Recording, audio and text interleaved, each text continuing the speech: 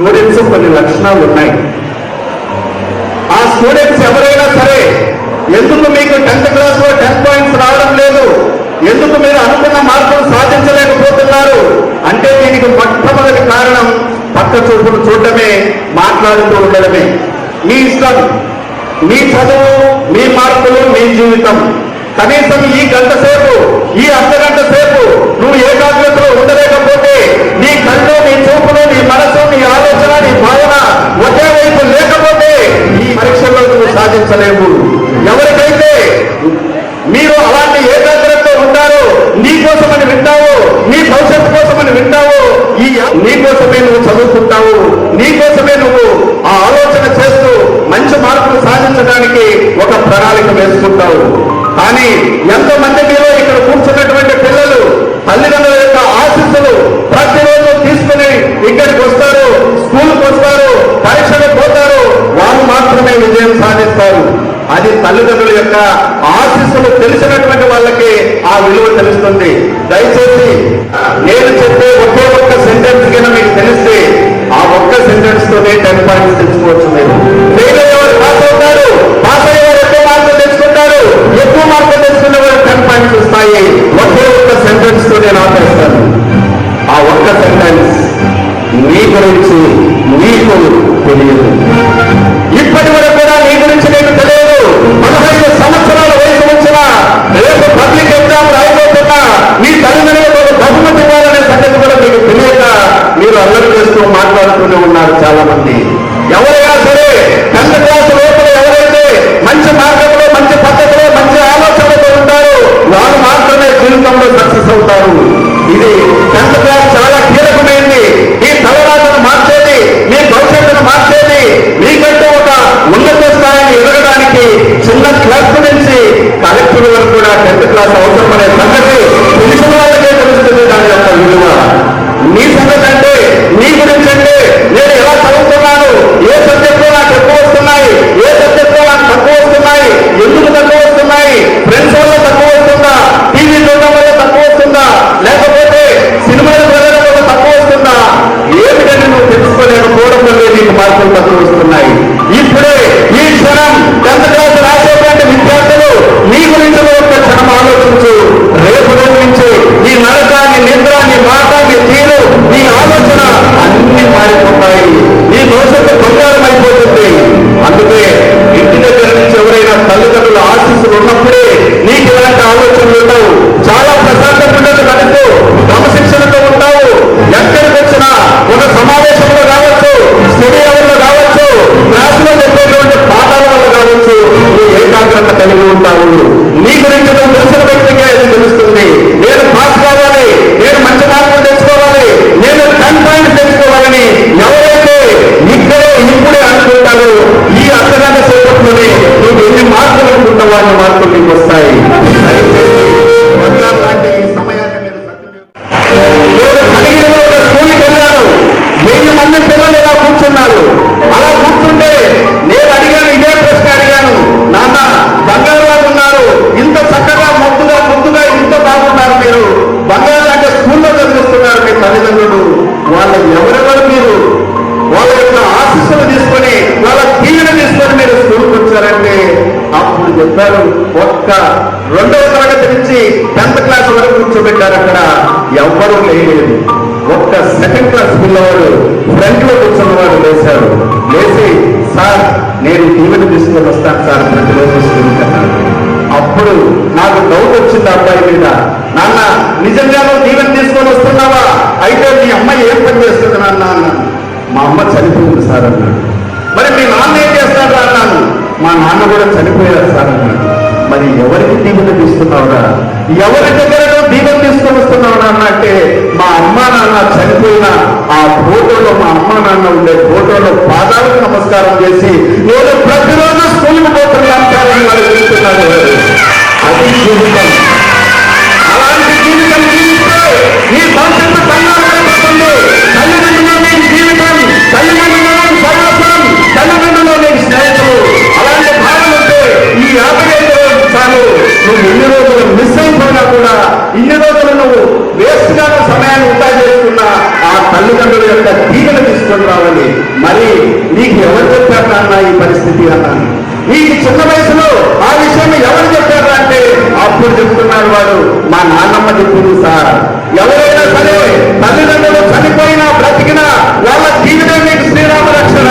వాళ్ళు ఇచ్చేటువంటి ఆ జీవనంలో ఉన్నత శిఖరాలకు ఎదురుతావు, నీకు మంచి చదువు వస్తుంది, మంచి ఉద్యోగం వస్తుంది, నువ్వు ఎప్పుడైనా సరే మీ అమ్మ నాన్న పాదాలు తాగిపోరాని మా నాన్నమ్మ చెప్పింది సార్. అది జీవితం.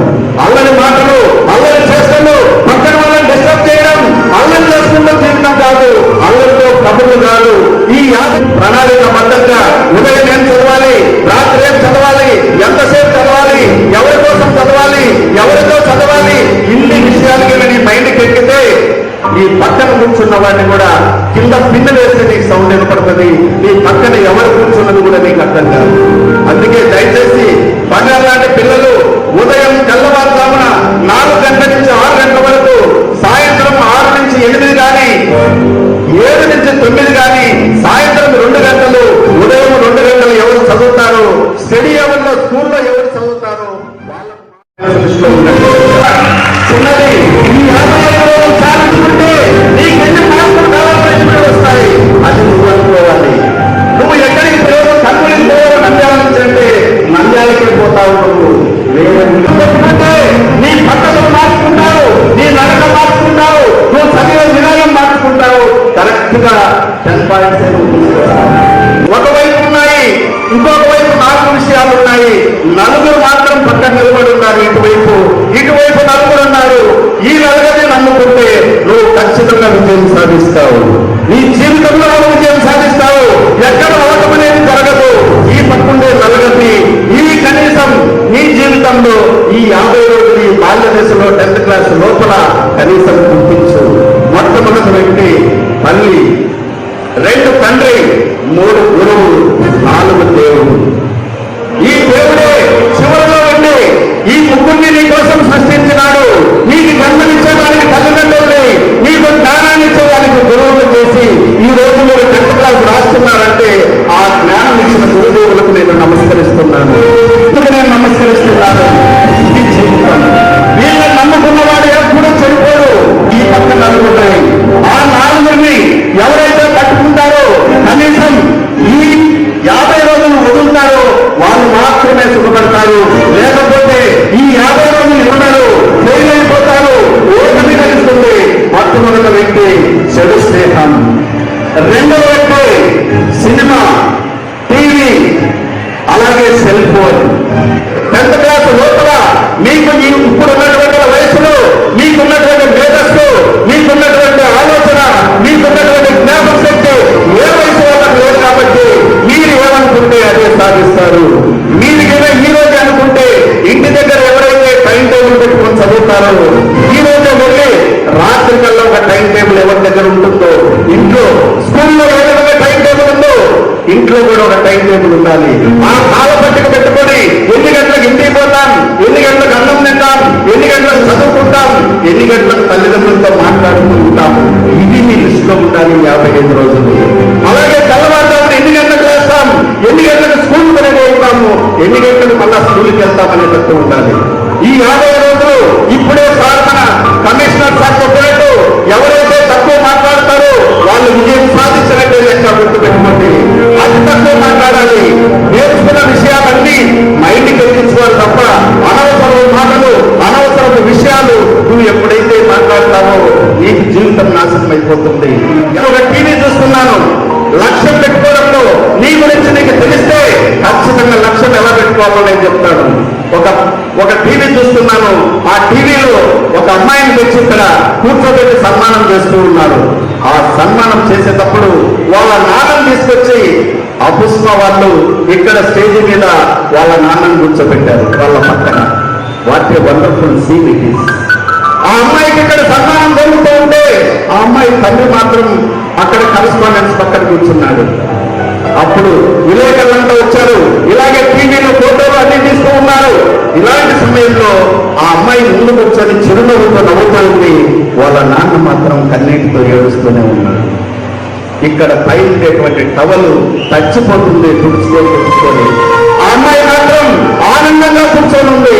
అప్పుడు ఒక విలేకరు వచ్చి ఆ అమ్మాయిని అడిగాడు, అమ్మా ఎందుకు ఆ అమ్మాయిని అక్కడ కూర్చోబెట్టారని మీకు ఆసక్తిగా ఉండొచ్చు. ఆ అమ్మాయికి 9.8 వచ్చాయి. ఆ స్కూల్లో 9.8 వచ్చిన వాళ్ళు చాలా మంది ఉన్నారు. ఆ అమ్మాయికి మాత్రమే సన్మానం చేస్తున్నారు. కారణం ఏంటంటే ఆ అమ్మాయికి 2 చేతులు లేవు. మొట్టగా పరీక్ష రాసింది, కాళ్ళతో పరీక్ష రాసింది అమ్మాయి. మొట్ట చేతులతో ఉంది, కాళ్ళతో పరీక్ష రాస్తుంది, కాళ్ళతో పనులు ఉంటుంది, కాళ్ళతో కలవేస్తుంది, కాళ్ళతో పనులు చేస్తూ ఆ అమ్మాయికి వచ్చిందని, ఆ అమ్మాయికి 9 పాయింట్ వచ్చిందని అక్కడ ఉన్నటువంటి యాజమాన్యం అంతదని సన్మానం చేస్తూ ఉంటే బిడ్డలంతా ఇక్కడ వచ్చినటువంటి విలేకరులు తల్లిదండ్రులు అందరూ అలాగే చూస్తూ ఉన్నారు. అప్పుడు ఆ అమ్మాయి ఒక ప్రశ్న అడిగాడు ఒక విలేకరి, అమ్మా ఇంతమంది చదువుతూ ఉన్నారు, ఇంతమంది పరీక్ష రాష్ట్రానికి వెళ్తున్నారు, కానీ నీకు ఇలాంటి వాళ్ళు 10 మందికి వచ్చాయి, అందులో కాళ్ళతో రాసి 9.5 వచ్చిందంటే ఎలా సాధించావు? అప్పుడు వచ్చింది అమ్మాయి, సార్ నా గురించి నాకు తెలుసు సార్, నేను పుడుతూనే మా అమ్మ చనిపోయిందని తెలుసు సార్, మా నాన్న పులి ఉన్నాడని తెలుసు సార్,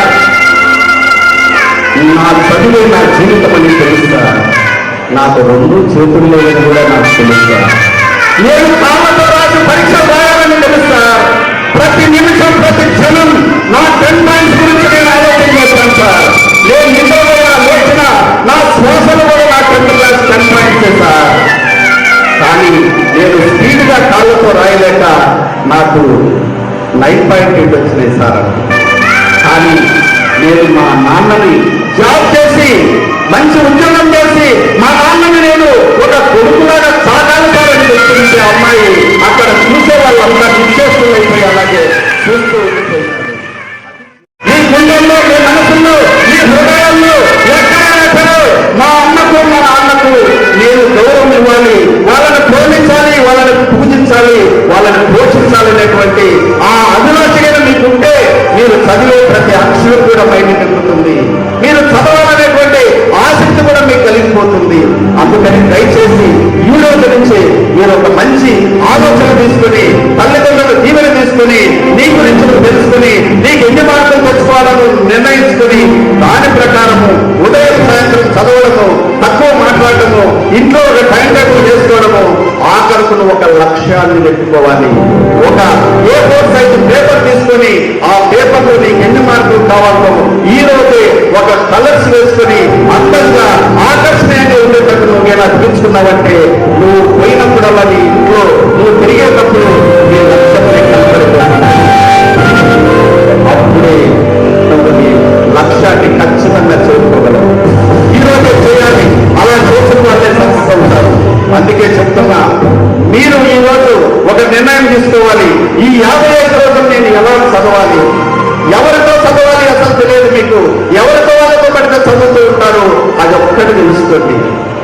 నిన్ను ప్రోత్సహించే వాళ్ళు, నిన్ను ఉత్సాహపరిచే వాళ్ళు, నీకు తెలియదు అర్థమయ్యేది చెప్పేవాళ్ళు, మంచి మార్పులు సాధించడానికి నిన్ను తోడుగా నిలబడే వాళ్ళతో చదవాలి తప్ప నిరాశ నిస్పృహలతో కాపీలు కొడదాము, ఇప్పుడు చదవద్దులే, ఇప్పుడు సినిమా పోదాం, ఆడుకొని పోదామని చదివితే నువ్వు కూడా అలాగే తయారవుతావు.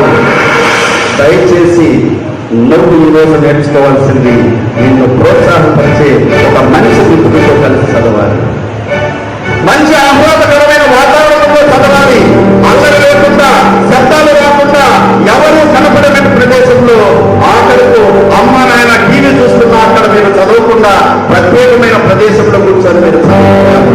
ఇది ఒక యజ్ఞం, ఇది ఒక తపస్సు. ఈ మీరు రాగలిగితే చక్కగా కనీసం రాసేయగలిగితే ఈ జీవితంలో ఉన్నత స్థాయికి ఎదుగుతారు. మీరు ఈ ఛాన్స్ పోతే మళ్ళీ మీకు రాదు. సంఘాలాంటి జీవితం ఇది. ఈ ఛాన్స్ రోజుకు 2 మార్కుల మేరకు నువ్వు చదివినా కూడా 100 మార్కులు సాధిస్తారు. హ్యాండ్ రైటింగ్ మార్క్స్ కు రోజుకు ఒక 10 minutes హ్యాండ్ రైటింగ్ ప్రాక్టీస్ చేస్తూ దీని ప్రకారం నువ్వు చదువుతూ ఉండు. తర్వాత పరీక్షలకు దగ్గరికి వచ్చినప్పుడు పరీక్షల సమయంలో నువ్వు తీసుకోవాల్సిన నిర్ణయాలు కొన్ని ఉన్నాయి. అవి తెలియకుండా చాలా మంది వెళ్ళిపోతారు. ఒక 1000 మంది పిల్లలు కూర్చోబెట్టి 10 మందిని స్టేజ్ మీదకి పిలిచాను. 10 మందిలో 10 మార్క్స్ వచ్చేవాళ్ళనే పిలిచాను నేను. కానీ ఆ 10 మందికి క్వశ్చన్ పేపర్ ఇచ్చాను.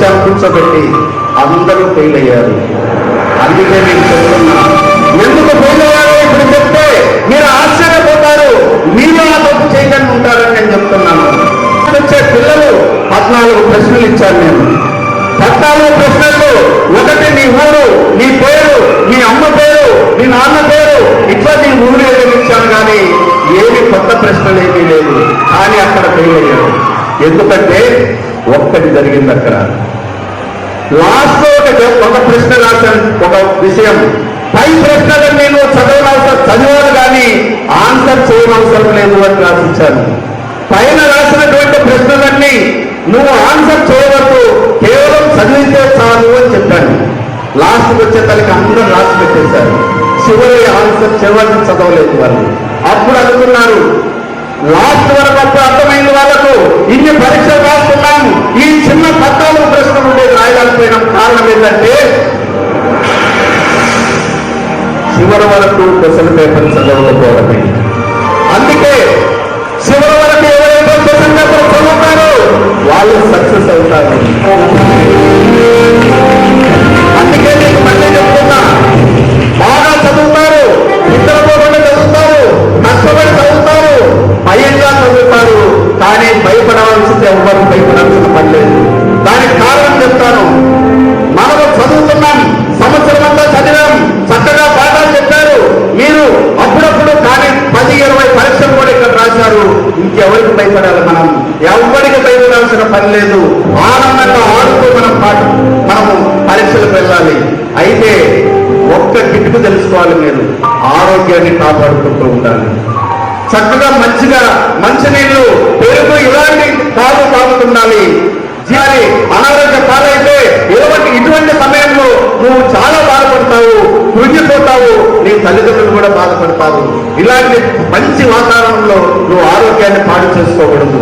పరీక్షలకు 3 రోజుల ముందర నువ్వు ఎప్పుడు కూడా పొరపాటును కూడా చదవడం, కొత్త విషయాలు చదవకండి. రోజు చదివేటి, రివిజన్ చేసేటి, మళ్ళీ చదవండి, కానీ కొత్త విషయాలను 3 రోజుల ముందర చదవండి. ఆ రోజు పరీక్ష హాలడానికి అర్ధగంట ముందు వెళ్ళండి. ఆ అర్ధగంట ముందు వెళ్ళిన తర్వాత కూడా కొంతమంది చదువుతూ చాలా దెబ్బతిన్నారు. ఎందుకంటే ఇప్పుడు కూడా చదువుతాము, గుర్తొస్తాయి అనుకుంటారు. ఆ చివరిలో మీరు ఏం చదువుతారు అది మాత్రమే గుర్తుంటుంది, కాకపోతే మిగతాయని గుర్తుండవు. దయచేసి ఎప్పుడైతే నువ్వు ఇంటి నుంచి బయలుదేరి వచ్చావో అక్కడికి వస్తే మౌనంగా, ప్రశాంతంగా ఆ పరీక్షా కేంద్రం దగ్గర నువ్వు ఉండు. పరీక్ష లోపలికి వెళ్ళేటప్పుడు నవ్వుతూ, చిరునవ్వుతూ లోపలికి వెళ్ళండి. లోపలికి వెళ్ళిన తర్వాత ప్రశాంతంగా నీకున్నటువంటి సీట్లు, నీ నెంబర్ ఎక్కడుందో అక్కడ కూర్చోగాని, దిక్కులు చూడకండి, అటు ఇటు దిక్కులు చూస్తూ కూర్చోకండి. అప్పుడు భయం ఉండదు. ఒక్కసారి నువ్వు కూర్చొని 2 చేతులు బిగించి ఊపిరి పీల్చు, పైకి కిందికి బ్రీతింగ్ చేయి. అప్పుడు నీలో ఉండే రిలాక్సేషన్, నీకు రిలాక్సేషన్ వస్తుంది. తర్వాత క్వశ్చన్ పేపర్ ఇస్తాడు. క్వశ్చన్ పేపర్ చురుగా ఉంటుంది. ఎందుకు భయపడాలి? ఇన్ని రోజులు పరీక్ష రాశాము, ఎట్లా రాని క్వశ్చన్ పేపర్ నువ్వు నవ్వుతూ ఎప్పుడు తీసుకుంటావో నువ్వు నేర్చుకున్నటువంటి విషయాలన్నీ గుర్తుకొస్తాయి. అప్పుడు ఆ క్వశ్చన్ పేపర్ తీసుకొని మొట్టమొదటిసారి ఒకసారి చదవడము, రెండవసారి టిక్కులు కొట్టుకోవడము, మూడవసారి రాయడం మొదలు పెట్టాలి. టిక్కులు కొట్టినప్పుడు నువ్వు పొరపాటున నీకు ఒక టెన్షన్ స్టార్ట్ అవుతుంది. నేను అనుకున్నది రాలేదు అని, నేను అనుకున్నటువంటి ప్రశ్నలు రాలేదని భయపడద్దు. 1, 2, 3 రాకపోయినా కూడా నువ్వు చేయాల్సిందల్లా ఏంటో తెలుసా? భయపడద్దు. వాటికి టిక్కులు వదిలేసి, టిక్కులు వచ్చినట్టు మాత్రమే ముందు రాయడం చెయ్యి. లాస్ట్ లో వాటిని రాయడం తయారు చేయాలి. అప్పుడు చివరిలో నీకు వచ్చినంత వరకు ఇవన్నీ రాసేసావు కాబట్టి నీకు ధైర్యం వస్తుంది. ఆ మిగిలిన వాటిని మాత్రం నువ్వు రాయడానికి ప్రయత్నం చెయ్యి. అయితే చివరి వరకు ఎగ్జామ్ లో లాస్ట్ బెల్ వరకు ఎవరైతే ఉంటారో వాళ్ళు మాత్రమే మంచి మార్కులు సాధించడానికి ఉంది. ఒకసారి అంతా చూస్తూ ఎక్కడ తప్పులు రాశాను, ఎక్కడ కొద్దివేతలు ఉన్నాయి, ఎక్కడ పొరపాట్లు ఉన్నాయి, ఒక నంబర్ రాశాను, ఇవన్నీ కూడా నువ్వు చేసుకోవడానికి ఒక అవకాశం ఉంటుంది. దయచేసి మీరు ఈ రోజు నుంచి ఒక యజ్ఞంలాగా, ఒక తపస్సులాగా నేను చెప్పిన ప్రకారం చేయండి. ఇక్కడి నుంచి పోయేటప్పుడు కూడా నువ్వు మాట్లాడకుండా వెళ్తావు. అందుకే పబ్లిక్ పరీక్ష వచ్చే వరకు మాట్లాడకండి. ఒకవేళ మాట్లాడితే పరీక్షల గురించే మాట్లాడండి. ఒక ఛందస్సు కావచ్చు, ఒక గ్రామర్ కావచ్చు, లేకుంటే ఒక ప్రిపరేషన్ కావచ్చు, ఒక మ్యాథ్స్ సిద్ధాంతాలు కావచ్చు, ఒక మ్యాప్ పాయింటింగ్ కావచ్చు, ఒక సైన్స్ బొమ్మలు ఉండేటువంటి భాగాలు కావచ్చు, వాటి గురించి నువ్వు మాట్లాడు తప్ప అనవసర పనికి మాలిన మాటలు మీరు మాట్లాడకండి. కనీసం మీ తల్లిదండ్రులు గుర్తు తెచ్చుకోండి. బంగారు అంటే ఆ తల్లిదండ్రులు మీకోసం ఎదురు చేస్తున్నారు.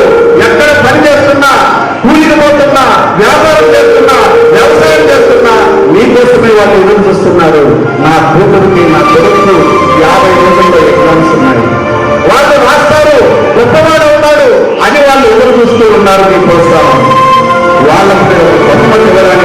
సిద్ధం కండి, వాళ్ళకు ఒక మంచి బహుమతి ఇచ్చి ఇదో మమ్మీ నేను ఒక బహుమతి తీసుకున్నాను.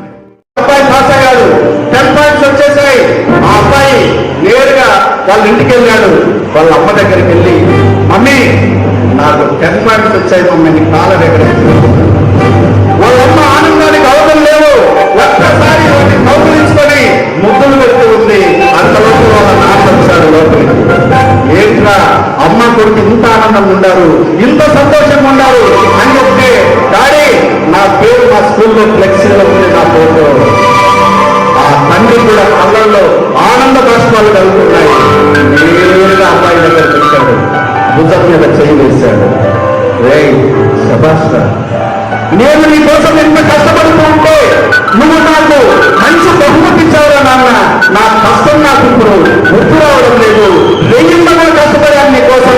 నా బిడ్డ బాగుండాలి, మంచి స్కూల్లో చదవాలి, దానికి మంచి మార్కులు రావాలని నేను కష్టపడి రూపాయి కోసం కష్టపడి నేను దాచిపెడితే నువ్వు శభాష్ నాన్న అని చెప్పి భుజం మీద చేయి వేసి ఒక్క మాట అడిగాడు.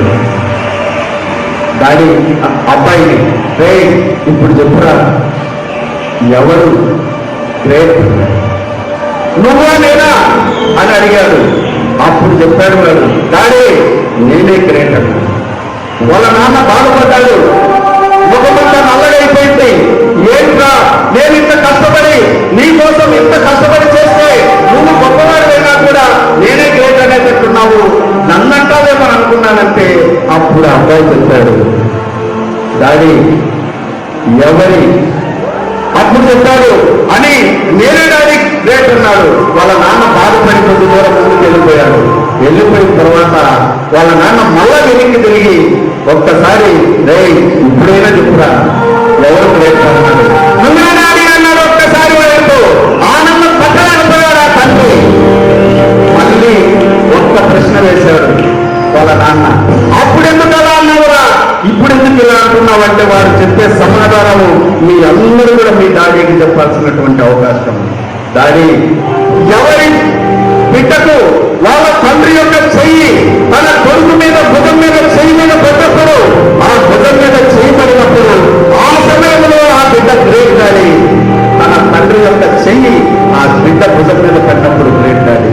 కానీ మనకి ఎదురుగా తన తండ్రి నిలబడినప్పుడు, కొండంత అండగా నిలబడిన ఆ తండ్రి నిలబడినప్పుడు చూస్తే నాకు నువ్వే గ్రేట్ డాడీ అన్నాడు. అది కావాల్సింది. ఆ తండ్రి నిన్ను ఎత్తుకొని ముద్దలతో పైకి ఎగరేస్తాడు, నాకంటే గొప్పవాడు కావాలని. అందుకే తెలంగాణలో ఒక డిఎస్పీ పోతూ ఉన్నాడు. డిఎస్పీ పోతూ ఉంటే అందరూ సిఐలు ఎస్ఐలు సెల్లెలు పెడుతున్నారు. కానీ అతను చూస్తుండగానే ఒక కారు దిగి ఒక 22 సంవత్సరాలు 25 సంవత్సరాల అమ్మాయి వస్తుంది. ఎస్పీ వస్తా ఉంటే ఈయన పోయి సెల్యూట్ కొట్టాడు. కొట్టిన వాడు ఆమెను చూసి కొట్టి కళ్ళమ్మటి నీళ్లు గారుస్తున్నాడు. ఆనంద బాష్పాలు. ఎవరంటే ఆమె ఆయన కూతురే. తను డిఎస్పీగా ఉండి తన కూతురు ఎస్పీగా ఎదురు వస్తే సెల్యూట్ కొడితే ఎంత ఆనందం ఉంటుందో ఆ తండ్రికి ఒక్కసారి చేసుకుంటే మీరు కూడా మీరు ఏదైనా సాధించి మీ తల్లిదండ్రుల ముందర మీరు నిలబడితే అది మీరు చేయాల్సినటువంటి పని. అందుకే మొన్న ఒక చోట ఒక అమ్మాయి వాళ్ళ నాన్న కోర్టులో టీ అమ్ముతూ ఉంటాడు. అదే కోర్టులో తన కూతురు జడ్జిగా వస్తే ఆ సీన్ చూసి ఆ తండ్రికి ఆనందం పట్టలేకపోయి కూతుర్ని గట్టిగా కౌగులించుకున్నాడు. అది జీవితం. నీ తండ్రి కంటే తల్లి కంటే నువ్వు గొప్పగా నిలబడాలి, గొప్ప స్థాయి వెళ్ళాలని నిన్ను ఎత్తుకొని ఎగరేస్తూ ఉంటాడు. అది నీకు మాట్లాడటం కాదండి. అందుకే దయచేసి బంగారు లాంటి ఈ సమయంలో నువ్వు ఖచ్చితంగా నీ తల్లిని తండ్రిని నీ గురువుని ఎప్పటికీ నువ్వు మర్చిపోకూడదు. వాళ్ళే నీ కోసం 24 గంటలు కష్టపడేది, వాళ్ళే నీ భవిష్యత్తు కోసం. నీకు ఎవరు ఈ ప్రపంచంలో లేరు, తల్లి తండ్రి గురువే. ఆ ముగ్గురే 24 hours నీ కోసం. నా బిడ్డ బాగుండాలని ప్రతి నిమిషం కష్టపడేది నీ తండ్రి అయితే, నా స్టూడెంట్ గొప్పగా ఉండాలి, వాడు పాస్ కావాలి, వాడు బాగా చదవాలని చెప్పి ఆలోచన చేసేది ఒక టీచరే. అందుకని ఈ ప్రపంచంలో నీకు వీళ్ళు ముగ్గురు తప్ప ఎవరు లేదనే సంగతి నువ్వు 10th క్లాస్ లోపల తెలుసుకోవాలి. బాల్య దశలు తెలుసుకోవాలి. ఎందుకంటే బాల్య దశలో తెలుసుకుంటే మొట్టై వందనేది ఉండదు. ఈ మొక్కగా ఉన్నప్పుడే 10th క్లాస్లో ఉన్నప్పుడే నువ్వు బాగుపడాలి. 10th క్లాస్లో ఉన్నప్పుడే నువ్వు గొప్పవాడి కావాలి. వినయ విధేయతలకు అవలంబించుకోవాలి. అది నీ జీవితం. ఎందుకంటే ఒక్క విషయం చెప్తున్నా మీకు, ఎవరైనా చెడిపోవాలంటే 10th క్లాసే, బాగుపడాలన్నా 10th క్లాసే. నువ్వు అద్భుతాలు సాధించాలన్నా 10th క్లాసే, 10 పాయింట్స్ సాధించాలన్నా 10th క్లాసే. ఏదైపోయి బంగారం పెట్టి బాధపడుతూ కష్టాలు పడుతూ పోవాల్సింది కూడా 10th క్లాస్. అందుకే మీ మాస్టర్ ఒక ఫేర్వెల్ పార్టీ జరుగుతూ ఉంది. ఆ ఫేర్వెల్ పార్టీలో ఒక మాస్టర్ ఒక అబ్బాయిని పిలిచాడు. ఆ మాస్టర్ను చూస్తే ఏ పిల్లవాడికైనా భయమే. ఎందుకంటే లెక్కల సారు ఆయన పిలిచాడంటే వారికి దెబ్బ పడినట్టే లెక్క. అంత సీరియస్ ఉంటాడు ఆయన. అలాంటి వాడు ఒక అబ్బాయిని ఫేర్వెల్ పార్టీ అయిపోయిన తర్వాత పిలిచాడు. పిలిస్తే ఏం సార్ నన్ను పిలిచారని కూడా భయంగా పోయాడు. పోతానే ఆ అబ్బాయి చెప్పాడు, సార్ ఆ అబ్బాయితో అన్నాడు, రే నువ్వంటే నాకు ఇష్టం కాదు. ఒక్కసారి వాడు అర్థం కాల, నన్ను తిడతారేమనుకున్నాను, ఎందుకో తెలిసారనుకున్నాను. ఎందుకా సార్, ఎందుకు సార్ నేనంటే ఇష్టం అన్నాడు. రే నీ హ్యాండ్ రైటింగ్ అంటే నాకు ఇష్టం, నీ వినయ విధేయతలు అంటే నాకు ఇష్టం, నువ్వు మాట్లాడే తీరు నాకు ఇష్టం, నువ్వు గురువుని, నీకున్నటువంటి గురువులందరినీ కూడా ఎంత చక్కగా శిరస్సు వచ్చి నమస్కరిస్తావురా నువ్వు. అయినా ఇంత పల్లెటూరులో, ఇంత చిన్న ఊరిలో ఇంత చక్కగా, ఇంత పద్ధతిగా, ఇంత వినయ విధేయతలతో నిన్ను పెంచినటువంటి ఆ తల్లిదండ్రులు ఏం చేస్తారు నాన్న అంటే అప్పుడు చెప్పాడు గారు, సార్ మా నాన్న చనిపోయాడు సార్, మా అమ్మ చాకలితం చేస్తుంది. ఒక్కసారి ఆ సారు మైండ్ అంతా మారిపోయింది. నేను నిజంగా ఊహించలేదురా, నిన్నింత చదువు లేకపోయినా ఆమె కూలి పని చేసుకుంటూ, చాకలి పని చేస్తూ, తండ్రి లేకపోయినా, భర్త లేకపోయినా నిన్నింత అందంగా సాగి సంతరించి ఇంత పద్ధతిగా పెంచిందంటే ఆమెకు నేను ఇక్కడి నుంచే నమస్కారం పెడుతున్నాను అన్న మీ అమ్మకి. మీ అమ్మకు నేను ఇక్కడే 2 చేపలు చూడండి, ఇక్కడి నుంచే నేను నమస్కారం పెడుతున్నాను మీ అమ్మకి. ఎందుకంటే అలా తల్లి, నీ తల్లిని నేను నీలో చూస్తున్నాను. అందుకే బంగారు నీ ప్రవర్తన, నీ తీరు, నీ మాట, నీ ఆలోచనే నీ తల్లిదండ్రులకు పేరు చెప్తాయి. నీవు చెడిపోవడమే, మోసపోవడమే, అర్థదారులు పెరగడమే, కాపీలు కొట్టడమే, ఇతరులను ఏర్పించడమే నీ తల్లిదండ్రులకు చెడ్డ పేరు చేస్తాయినైనా దయచేసి బంగారు అంటే నీ ప్రవర్తన మార్చుకో. ఇది ఎప్పుడైతే 10th క్లాస్ లో మార్చుకుంటావో నువ్వు జీవితాంతం కూడా అలా గొప్పవాడిగా తయారైపోతావు. అందుకని బంగారు లాంటి ఆ తల్లిదండ్రులకి మీరు మర్చిపోకండి. అప్పుడు మళ్ళీ సార్ ఒక ప్రశ్న అడిగాడు, నాన్న మీ అమ్మ చాకలి పని చేస్తుందన్నావు కదా, మరి నువ్వు ఒక్కసారైనా ఆమెకు హెల్ప్ చేస్తుంటావా నువ్వు అని అడిగాడు. అప్పుడు ఆయన చెప్పాడు, అబ్బాయి సార్ మా అమ్మ కనీసం ఇక్కడ మగ్గు తెచ్చి అక్కడ పెట్టలేదు సార్. ఈ పాత గుడ్డలు నువ్వు తగలబడుతున్నానా, నువ్వు బాగా చదువుకోవాలి, నువ్వు గొప్పవాడి కావాలి, నువ్వు మంచి ఆరోగ్యంగా ఉండాలి, నువ్వు ఈ పనులు చేయకూడదని మా అమ్మ చెప్తూ ఉంటుంది సార్. మా అమ్మ అంటే నాకు దేవత సార్ అని. అప్పుడు మళ్ళీ సార్ ఇంకొక ప్రశ్న వేశాడు, నాన్న మరి నాకు తెలిసింది ఏంటంటే మీ అమ్మ నిన్ను ప్రేమిస్తుంది, నువ్వు మీ అమ్మను ప్రేమించలేదురా నాన్న అన్నాడు. ఏం సార్ అలా అంటారు, మా అమ్మ అంటే నాకు ఇష్టం సార్, నాకు ప్రాణం సార్ అంటే అప్పుడు చెప్పాడు ఆ మాస్టర్ ఆయన, నువ్వు ఇలాగే ఈ రోజు ఇంటికెళ్ళి మీ అమ్మ పని చేస్తూ ఉంటుంది, వెంటనే పిలువు, 2 చేతులు చూడు, ఒక మగ్గు నీళ్లు తీసుకో, తడుగు, ఒక కవర్ తీసుకొని కూర్చో, రేపు ఉదయం స్కూల్కి రాన్నాడు. అప్పుడు వారికి యాంగ్జైటీ అయిపోయింది, ఏం జరుగుతుంది, ఎందుకు సార్ చెప్పాడు అని నేరుగా ఇంటికి వెళ్ళాడు. వాళ్ళమ్మ బట్టలు ఉతుకుతా ఉంది, పిలిచాడు, వచ్చింది, చేతులు కడిగాడు, కవర్తో పిలిచాడు. వెంటనే ఆ 2 చేతుల్లో, ఆమె 2 చేతుల్లో వాడి ముఖాన్ని పెట్టుకొని పూర్వం ఏడుస్తున్నాడు వాడు. అప్పుడు వాళ్ళమ్మ చెప్తుంది, ఎందుకు నాన్న నువ్వు ఏడుస్తావు, ఎప్పుడు నువ్వు ఏడ్చలేదు, నేను నీ జీవితంలో ఎప్పుడు నీ కన్నీరు చూడలేదు, కానీ ఈ రోజు నేను చూస్తున్నాను, నువ్వు బాగున్నారా, ఎవరన్నా ఏమన్నా అన్నారా అని చెప్తుంటే వాడు ఆ ముఖాన్ని తీసి ముఖం బయటకు పెట్టి ఒక్క మాట చెప్తాడు, మమ్మీ ఈ చీలిపోయిన, పాచిపోయిన, గీడలు పడి గీతలు పడినటువంటి ఈ చేతితో నన్ను ఇంత అందంగా 15 సంవత్సరాలు సాగిపోగలుగుతుంది. మా టీచర్లు అందరూ నన్ను మెచ్చుకుంటున్నారు నేను చూసి, అలాంటి పద్ధతులు నాకు నేర్పించావు తల్లి, నువ్వు కష్టాలు పడుతున్నావని నా నువ్వు ఇక్కడే కూర్చోమ్మా అని చెప్పి ఆ మొత్తం బట్టలన్నీ ఉతికారేశాడు. పొద్దున్నే స్కూల్కి వెళ్ళాడు. ఆ సారు పిలిచాడు, ఏయ్ నిన్న నువ్వు చెప్పినట్టు మీ అమ్మతో చేతులు చూసావు అన్నాడు. పోయి సారు కాళ్ళు పట్టుకున్నాడు. బోరుని ఏడుస్తుంటే ఆ సారే మృగాల మీద నుంచి పైకి లేచాడు. నాన్న ఏమేమి రాదు సార్, గురువు దేవుడంటే నేను విన్నానే కానీ మీలో చూస్తున్నాను సార్. మీరు మీ అమ్మ చేతులు చూడమని చెప్పకపోయింటే నా జీవితంలో మా అమ్మ కష్టం నాకు తెలిసిందే. నా జీవితంలో నేను నిజంగా దేవుడు సార్. మా అమ్మను ప్రాణంగా చూసుకుంటాను సార్. ప్రతి నిమిషం నేను దగ్గరుండి నేను పనులు చేస్తాను సార్. ఇప్పుడు తెలిసింది మా అమ్మ ప్రేమించడం అంటే ఏంటో నాకు అర్థమైంది సార్. లాంటి పిల్లలు మీ అమ్మ మీ మీద ఎంతో ప్రేమ ఉండొచ్చు, మీ నాన్న ప్రేమ ఉండొచ్చు.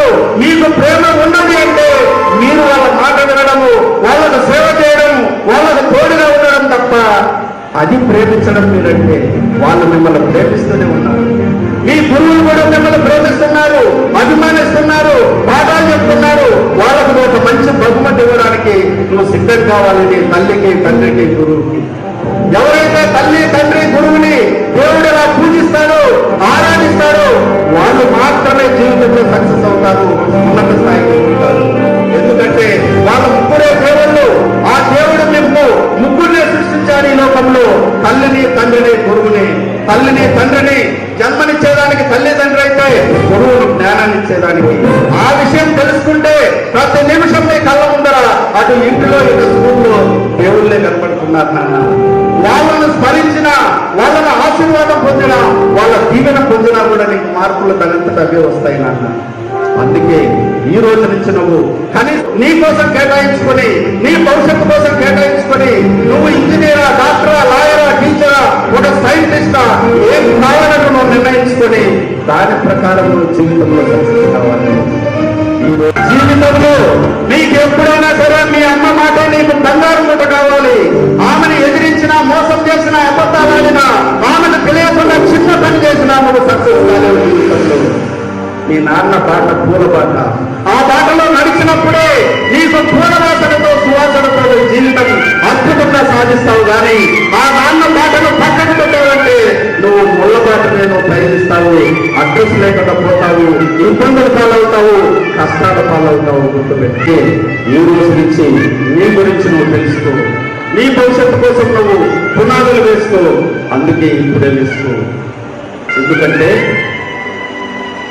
నిన్ను నీవు తెలుసుకో, జీవితాన్ని మలుచుకో, బలాలను పెంచుకో, బలహీనత తుంచుకో, విద్యార్థి మేలుకో, మేలుకో, మేలుకో. విద్యార్థులు ఈ రోజు నీ గురించి నువ్వు తెలుసుకో, నీ భవిష్యత్తుకు నువ్వు పునాది వేసుకో. పరీక్షలు బాగా రాసి మంచి మార్కులు సాధించి మీ తల్లిదండ్రులకు, గురువులకు మంచి పేరు తీసుకురావాలని ఆశిస్తూ మీ పోకల సుబ్బారెడ్డి, వ్యక్తిత్వ వికాస.